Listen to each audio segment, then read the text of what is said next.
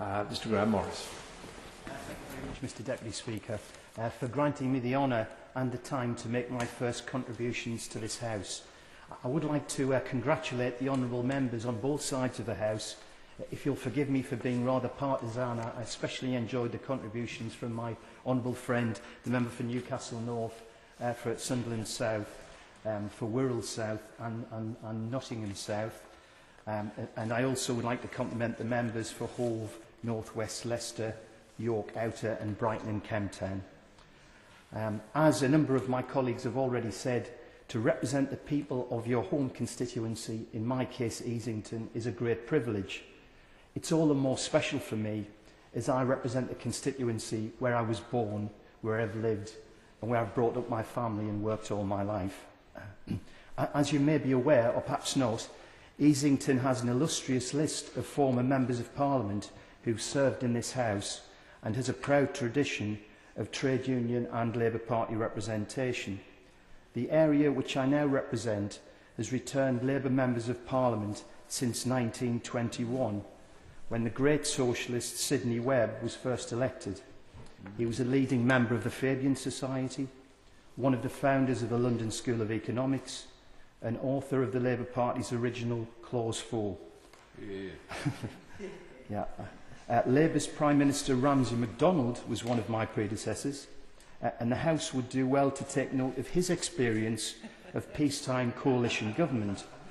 When he split with my party, his 1931 coalition, leading the Tory and Tory and Liberal parties with an agenda of severe cuts in public spending, was opposed by the Labour Party. At that time, the Labour opposition developed its own progressive socialist alternative and opposed the cuts that were to hurt ordinary working people and the unemployed. The following election saw Labour gain 102 seats, and the election after that was a Labour landslide. The eminent Manny Shinwell served the people of Easington for over 35 years. As Minister of Fuel and Power, he achieved the nationalisation of the coal industry in 1947. It's recorded in Hansard that following angry exchanges in this House, Shinwell crossed the floor, not in the usual fashion, but instead to strike a blow on the face of a Conservative MP. More recently, popular Jack Dormand represented his local seat of Easington and served as chairman of the PLP for a number of years. However, it's my direct predecessor, John Cummings, who I can talk about without reference to history books or to parliamentary archives. Like me, John was born in Merton, a small village in Easington, and he worked in the coal mines from the age of 15. He was a political activist in the Durham Colliery Mechanics Association and the Labour Party. He was later elected to the District of Easington Council, becoming its leader. In 1987, he was elected to this House and had served the people of Easington with passion and diligence for 23 years. Indeed, I had the privilege of working for John and witnessing his extraordinary commitment on behalf of the people of Easington during his 23 years of public service. I think the whole House can be proud to serve in a democracy where a boy who worked in the mines at age 15 could rise up and serve as a distinguished member of this House. John is a friend, he's been an inspiration to me, and I wish him well in his retirement. Easington consists of a series of small villages and larger towns, the larger towns being Peterlee and Seaham. It has natural beauty in abundance. Our East Durham Heritage Coast is an undiscovered masterpiece which enticed Lord Byron and Lewis Carroll to the area 2 centuries ago. The communities of Easington are former coal mining communities, and the House should understand the importance of this proud history, but also the lasting legacy of coal mining. Easington's pits produced the nation's wealth. Its communities were created and built around life in coal mining. Areas like Easington were a microcosm of the welfare state before any national government had the foresight to implement it. Part of Easington's proud tradition was its self-reliance, its widespread socialised community provisions that included socialised medicine, healthcare, pensioner housing and even funeral arrangements. The lasting legacy of coal mining in Easington is, however, tarnished by the joblessness and economic activity that followed the reckless actions of previous Tory administrations. Easington has prospered and it's seen significant improvements over the last decade. However, more recently, it's been at the forefront of job losses and economic decline due to the global financial crisis and the recession, which is why the successes of Caterpillar in Peterlee and the automotive hub, which is directly related to the success of Nissan in Sunderland, is so important. The achievements of the last Labour government are exemplified by the physical regeneration of large parts of Easington and the laying of our foundations for economic recovery. Our new restaurants, cafes and retail outlets such as Dalton Park, the biggest outlet shopping centre in the North East, have brought jobs and new dynamism to East Durham and its surrounding areas and the whole of the North East. New Sewer Start centres, new primary schools like the Trinity Primary School, in Seaham, new secondary school buildings like Shotton Hall Community School have given hope and optimism and a sense of purpose to the people of Easington, especially young people. Most of all, the last Labour government protected the elderly people of Easington. The winter fuel allowance and cold weather payments stopped pensioners having to choose between heating or eating. A rising state pension, the pensions guarantee, helped with paying council tax, gave them financial security, and their free bus pass gave them independence.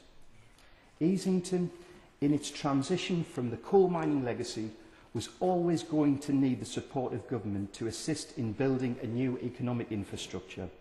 It's a shame that the people of Easington had to wait until 1997 for that support to come, when a generation had already been lost to unemployment and ill health. Significant progress has been made and the face of Easington is changing. I've been elected to serve the people in Easington at a time when the coalition government has committed to cut spending, to cut support for businesses through the regional development agencies, to cut support for jobs through the Future Jobs Fund, and to cut the support for education by jeopardising the flagship Building Schools for the Future programme and other unidentified cuts in the education budget. The work of the Regional Development Agency, One North East, highlighted by my colleagues earlier this afternoon, the Honourable Member for Newcastle North and for Sunderland South, has been pivotal in encouraging new businesses and jobs, not only in Sunderland and Newcastle, but also in areas like Easington. The House only has to look to the GT Group in Peterlee, in my constituency, a cutting-edge manufacturing company specialising in environmental engineering, which, with the support of One North East, has safeguarded 200 jobs and guaranteed an additional 200 more. And Mr Speaker, this is not just my perception, but in the words of the GT Group Managing Director, Jeff Turnbull, and if I may quote your indulgence to quote him, the major investment programme in GT Group would have been very difficult without the assistance of One North East and Durham County Council, both of which have shown a real commitment to ensuring our business has the support it requires to be a pioneer in this important technology. I hope this coalition government will consider seriously the policies of the previous Labour government, which harnessed the resources of the state to encourage the creation of new businesses and the expansion of businesses like GT Group.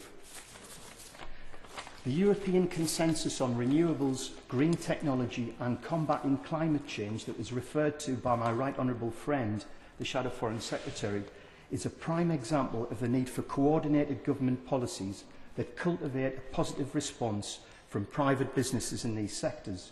One North East was created by the previous government and it was funded in order to deliver its ambitious plans for regeneration. We now understand that it faces cuts of up to 40%, which effectively will cut the legs from beneath it. We have also lost our North East Minister, my right honourable friend, the member for Newcastle upon Tyne East, who provided leadership and a coherent strategy across a range of issues in our region, not least in his support for the Centre of Creative Excellence south of Seaham. I'm most grateful to you, Mr Deputy Speaker, for permitting me to make my maiden speech, and I'm most thankful to the House for its courtesy and attention during my remarks. Mr Speaker, I look forward to more robust exchanges in the future and many more opportunities to represent the views and interests of my constituents in this chamber. Mr Gareth Johnson.